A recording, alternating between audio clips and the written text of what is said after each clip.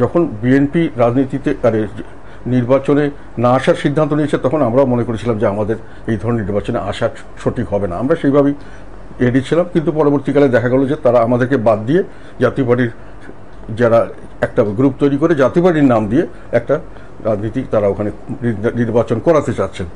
তখন আমরা তাদের সঙ্গে বললাম যে এটা তো আইনগতভাবে বৈধ হচ্ছে না, যেহেতু সুনিষ্কারভাবে আমরাই রেজিস্টার্ড দল ইত্যাদি, কিন্তু তারা গাইড জোরে যেটা মনে করছেন যে করে ফেলবে, এমনকি আমার থেকে রেজিগনেশন লেটার জোর করে সাইন করে জোর করে নিয়ে সেরকম ব্যবস্থা করা হয়েছিল।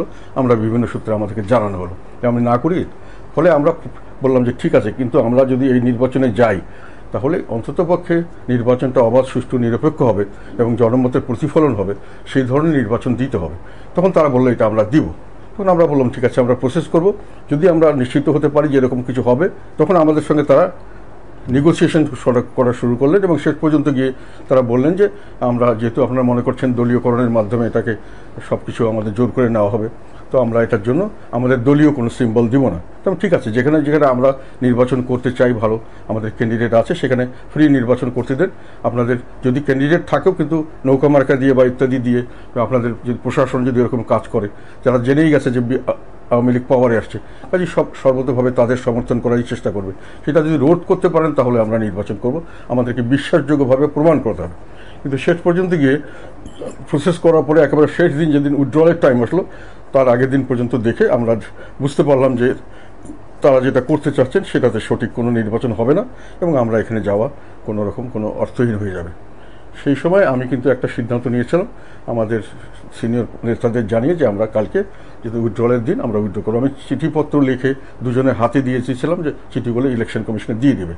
আর আমার ইয়েটা ছিল যে আমি যদি প্রেসে গিয়ে বলে দিই তারপরে দিলে এটা কোনো রকম ম্যানিপুলেশন করতে পারবে না, কিন্তু প্রেসে যাওয়ার আগে যদি আমি দিয়ে দিই তাহলে হয়তো ওনাকে এটাকে রিফিউজ করতে পারে, ওটাকে মানে গ্রহণ করেননি বা এরকম কিছু বলে ঠেকিয়ে দিতে পারেন। তখন তো সব কিছু সম্পূর্ণভাবে সমস্ত অ্যাডমিনিস্ট্রেশন তাদের হাতে ছিল।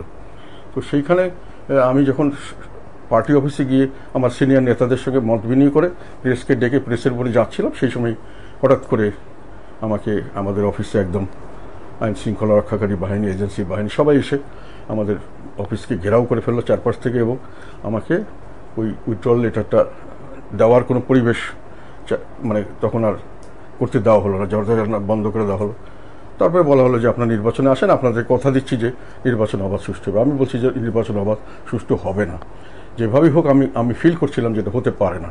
যদিও আওয়ামী লীগ ক্ষমতা আসবে, কিন্তু তাদের যে আমি যে মেকানিজম দেখছি সেখানে কারো কোনো কন্ট্রোল নেই এবং এটা একটা বিরাটভাবে একটা অনিয়মের নির্বাচন হবে। তথাপি যখন আমাদের কোনো উইথড্রলের সময় চলে গেল, উইথড্রল করতে পারলাম না, তখন আমাদেরকে নির্বাচনে আসতে হলো। জাতীয় পার্টির চেয়ারম্যান জনাব জি.এম. কাদের, আমরা জানতে চাই যে দেশের যে বর্তমান পরিস্থিতি, একটি পরিবর্তিত পরিস্থিতি, সেখানে জাতীয় পার্টির অবস্থান কি, তাদের ভবিষ্যৎ পরিকল্পনা কি, এসব নিয়ে তার সঙ্গে কথা বলতে চাই। আপনাকে স্বাগত আমাদের সঙ্গে যোগ দেওয়ার জন্য। ধন্যবাদ।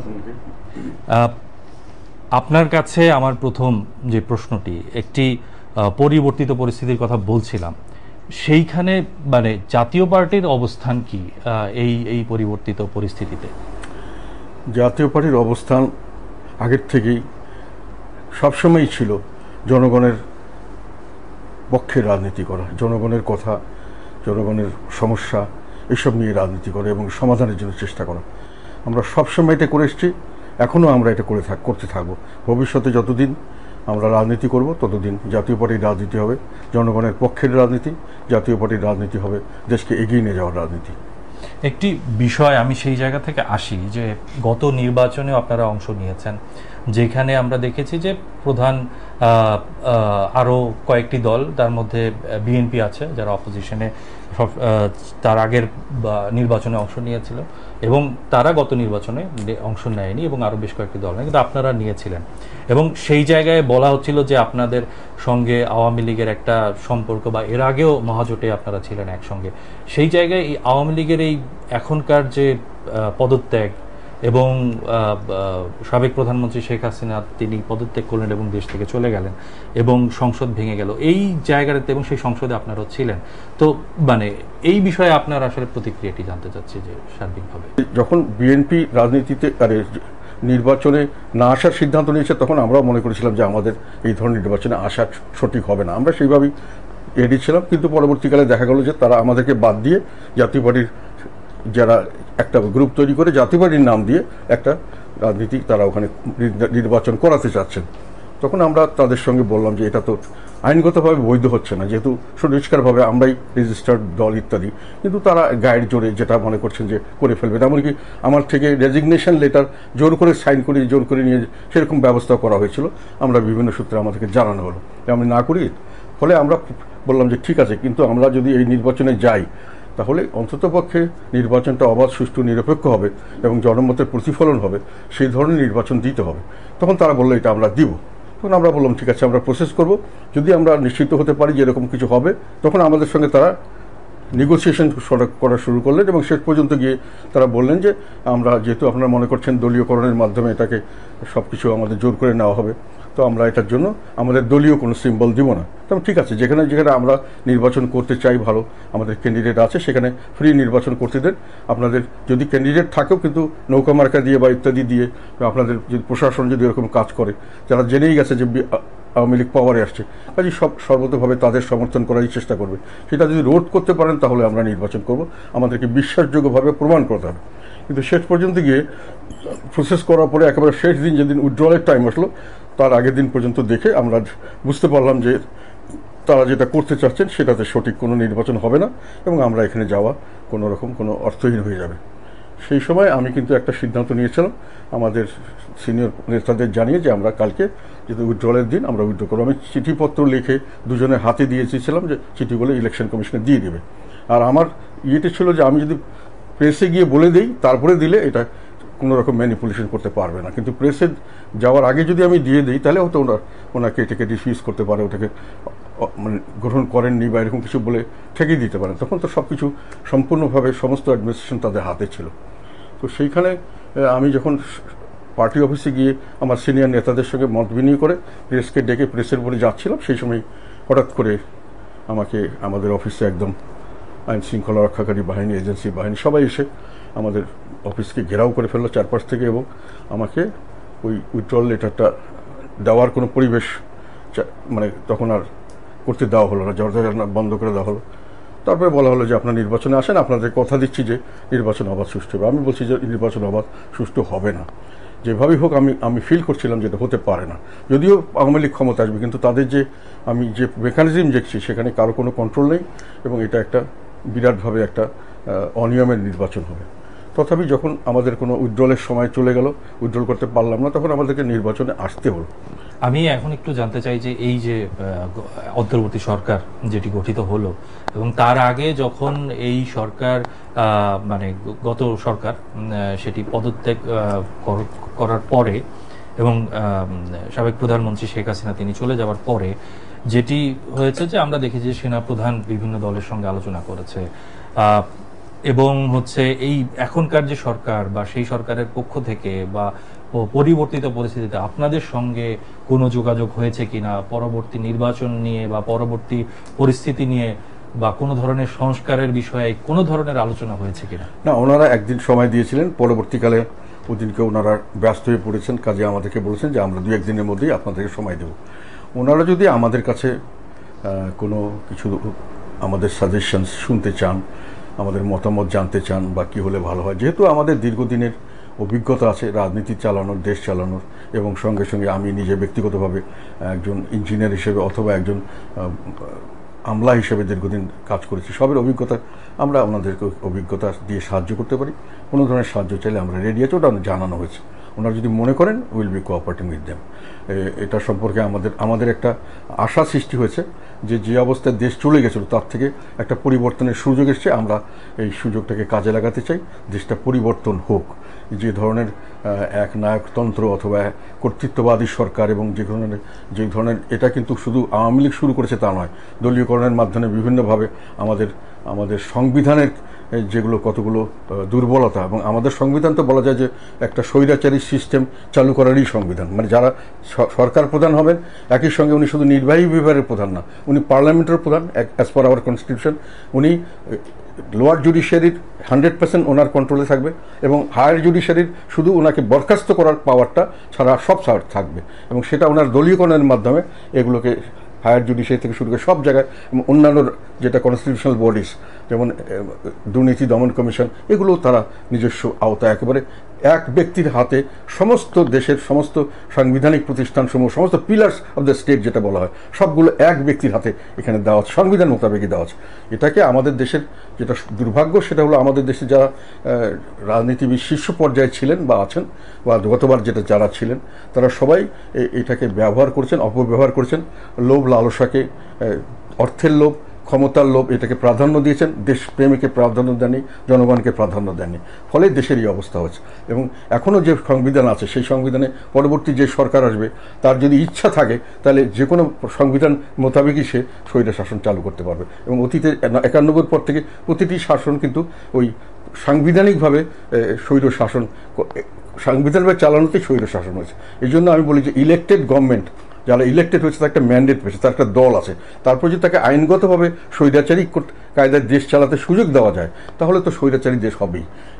সেই কারণে আমি আরেকটা ইন্টারেস্টিং জিনিস বলি, এটা আমার অবজারভেশন, যে যখন আনইলেক্টেড গভর্নমেন্ট, যারা ইলেক্টেড হয়নি সেরকম ধরনের দেশ চালিয়েছেন, তাদের পিছনে দলও ছিল না, তাদের কোনো জনগণের সমর্থন সুপুষ্ট বলা যায় না। কিন্তু যেহেতু তারা সংবিধান মোতাবেক ওইভাবে আমাদের রেগুলার যেটা সংবিধান সেভাবে না চালিয়ে স্বাভাবিকভাবে চালিয়েছেন, তাদের শাসনকালটা কম্পারেটিভলি অনেক প্রো পিপল হয়েছে, জনগণের পক্ষে হয়েছে।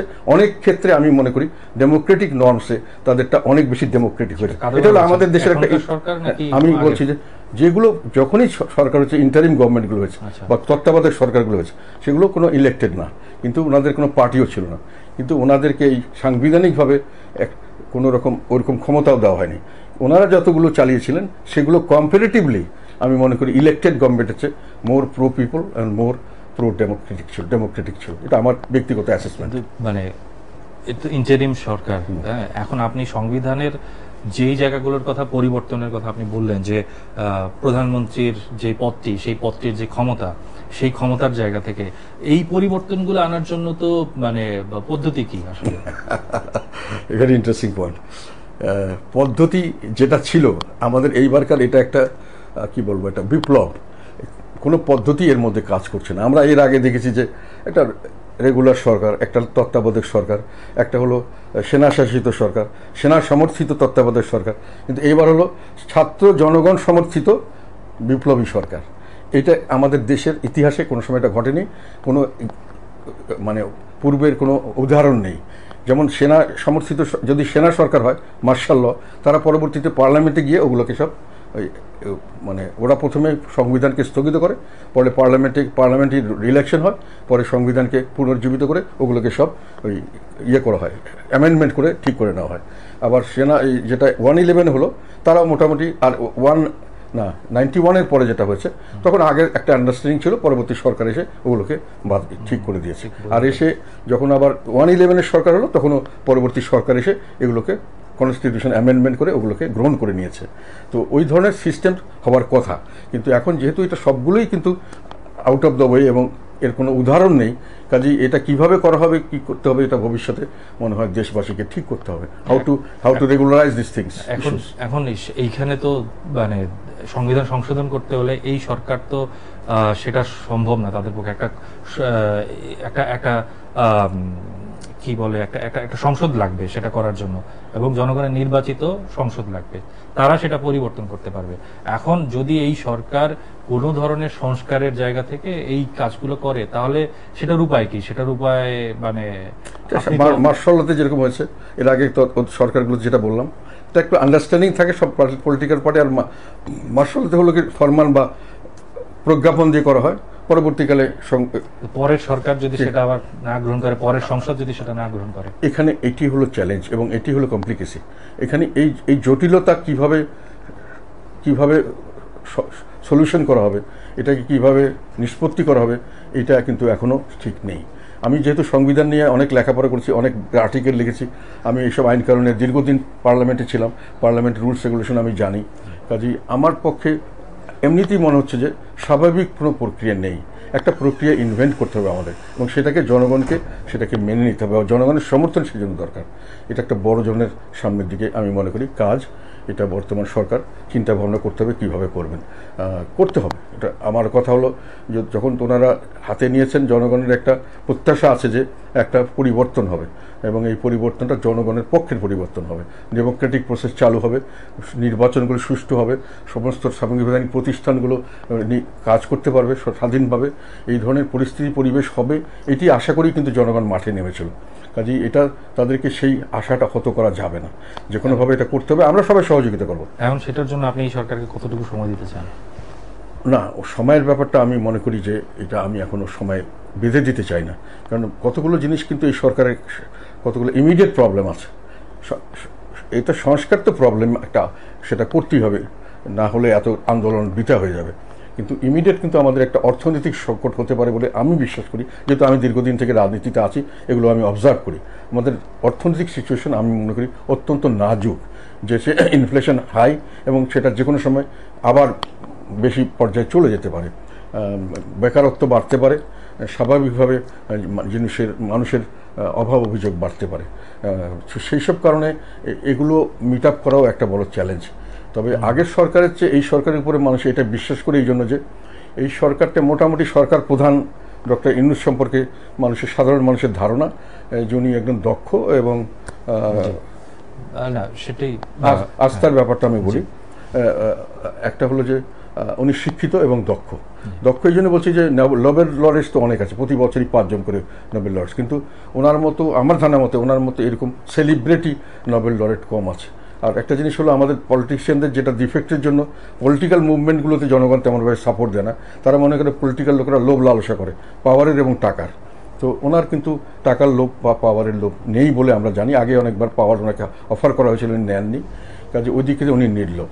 আর উনি সেই কারণেই আমরা মনে করি যে একটা ভালো লোক যদি দক্ষ হয় এবং সে যদি নির্লোভ হয়, তাহলে তার সঙ্গে উনি সেরকম লোককে চুজ করবেন। A man is known by the company he keeps, birds of the same feather flock together, একটা কথা আছে যে মানুষের পরিচয় পাওয়া যায় তার সঙ্গী দেখলে। তো সৎ লোককেই রাখতে চাইবেন, আবার তারা যদি সৎ লোক হন তাদের আশেপাশে সৎ লোকই রাখবেন। কাজে এরকমভাবে দক্ষ এবং সৎ লোকের যদি একটা নেটওয়ার্ক গড়ে উঠানো যায়, তাহলে সুশাসনের জন্য আমরা যে করছি এটা সুশাসন নিশ্চিত হতে পারে। এই জন্য আমি ওনাদেরকে সময়টা বেঁধে দিতে চাই না, আমরা দেখতে চাই যে ওনারা সঠিক পথে যাচ্ছেন কিনা, ওনাদের প্রোগ্রেসটা স্যাটিসফ্যাক্টরি কিনা। যদি দেখা যায় যে ওনারা সঠিক পথে থাকছেন, তাহলে আমি যতদিন ওনাদের লাগে আমি মনে করি দেশবাসী ওটাকে আমরা সময় দেবো, দেশবাসী সময় দেবে। আমরা একটা কথা হচ্ছে আমরা কিন্তু সুশাসন চাই। আমরা কিন্তু একটা জিনিস আমরা অনেক সময় অনেক কিছু মনে করি, কমিউনিজম, ডেমোক্রেসি, এটা ওটা, সব কিছুর উদ্দেশ্য কিন্তু জনগণের কাছে গ্রহণযোগ্য হলো আমি সুশাসন চাই। তুমি রাজা বাদশাহ দিয়ে করছো না, পলিটিক্যাল এমপি দিয়ে করছো না, তোমার ইলেক্টেড গভর্নমেন্ট দিয়ে করছো নাকি কমিউনিস্ট গভর্নমেন্ট দিয়ে করছো, I don't mind, I want সুশাসন, আইনের শাসন এবং ন্যায় বিচার ভিত্তিক সমাজ। জি, আমি যেটা বলতে চাচ্ছিলাম যে মানে এই যেই পরিবর্তনটা আপনি যদি একটু ছোট করে সেটা বলেন, যে পরিবর্তনটা আপনি রাষ্ট্রীয় কাঠামোতে চাইছেন বা মনে করছেন এটা জরুরি, সংবিধানের পরিবর্তন যদি লাগে সেটার জন্য সেটা করা, এবং পরবর্তী সরকার সেটি বা নতুন পরবর্তী ইলেকটেড সরকার বা মাঝখানে যদি কোনো কনস্টিটিউয়েন্সি অ্যাসেম্বলি হয় বা যেটাই হয় সেটার মাধ্যমে যদি সেটাকে একটা বৈধতা দেয়া বা সেই জায়গাটা জনগণ যদি চায়।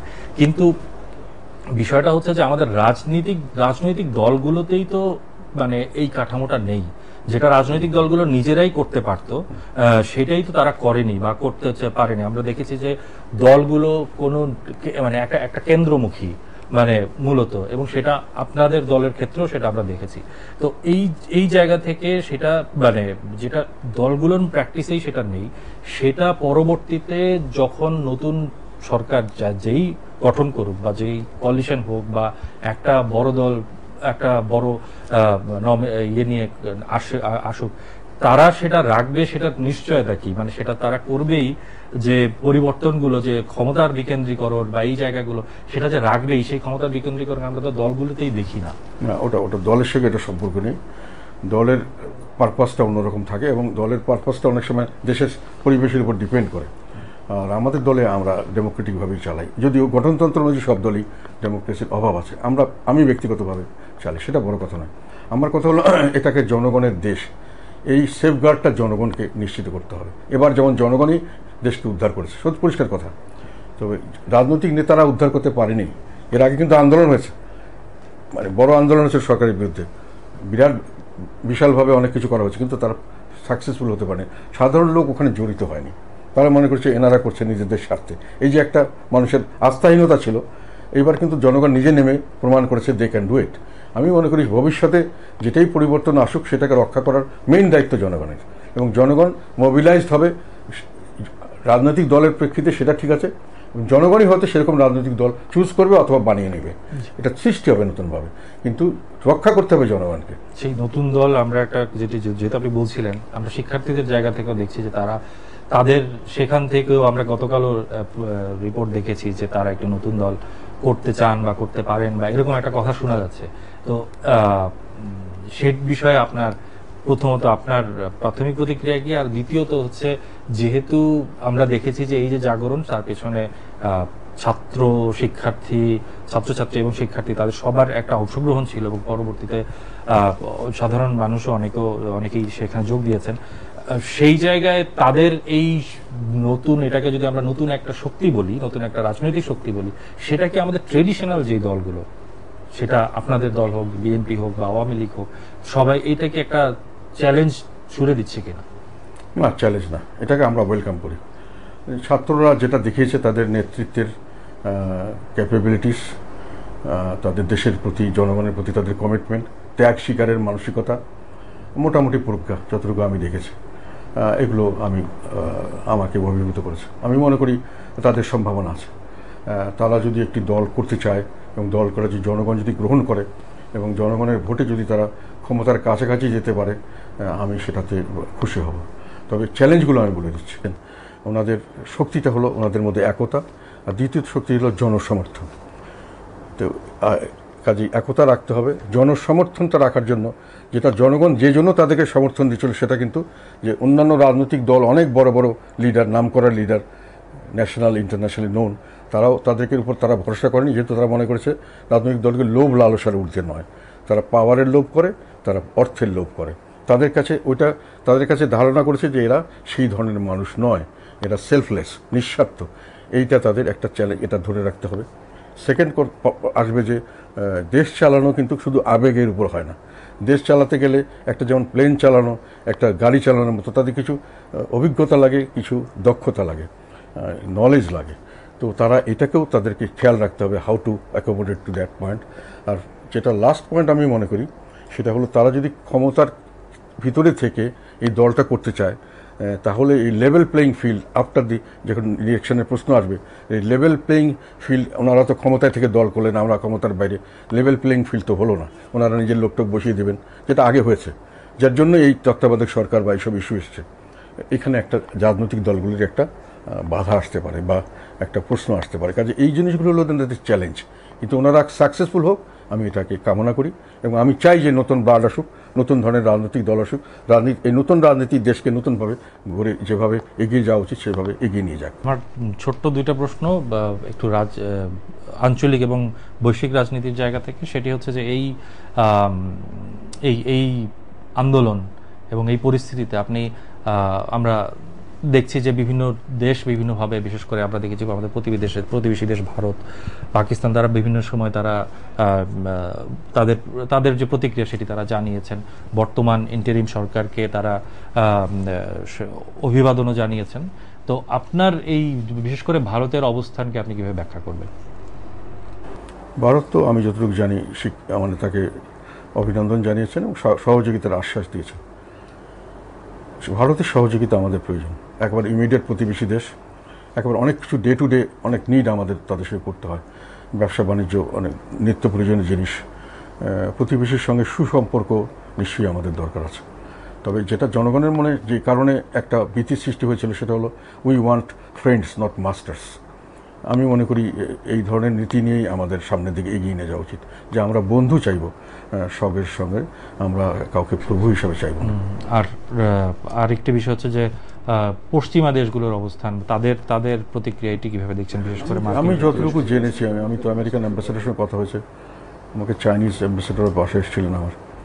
পশ্চিমা দেশগুলির পজিটিভ অ্যাটিটিউড, ওনারা বলতে চাচ্ছেন যে একটা পরিবর্তন হলে বাংলাদেশে ইনভেস্টার্স আসতে চায়, অনেকেই আসতে চায়, অনেক কারণেই বাংলাদেশকে তারা একটা ভালো প্লেস মনে করে ফর ইনভেস্টমেন্ট। আইন শৃঙ্খলা এবং সামগ্রিক পরিস্থিতি সুন্দর হলে এখানে যথেষ্ট মানুষের অর্থনৈতিক উন্নয়নের সহায়তা আসতে পারে, এটা আমাকে তারা জানিয়েছেন যে তারা মনে করছেন যে এই দেশের পোটেনশিয়াল আছে এবং দেশটা সামনে এগিয়ে যেতে পারে যদি এখানে অন্যান্য জিনিসগুলি সুশাসনটা নিশ্চিত করা যায়।